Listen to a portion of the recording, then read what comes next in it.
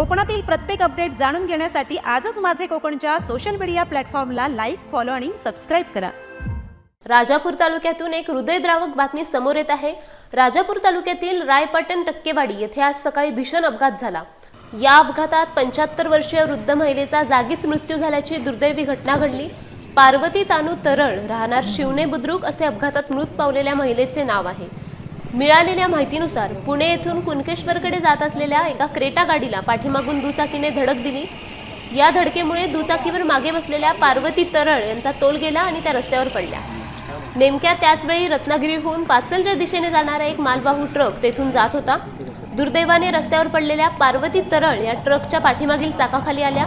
चाकाखाली चिरडल्या गेल्याने त्यांचा जागीच मृत्यू झाला। या अपघाताची माहिती मिळताच राजापूर पोलीस ठाण्याचे पोलीस निरीक्षक अमित यादव यांच्यासह पथकाने तातडीने घटनास्थळी धाव घेतली।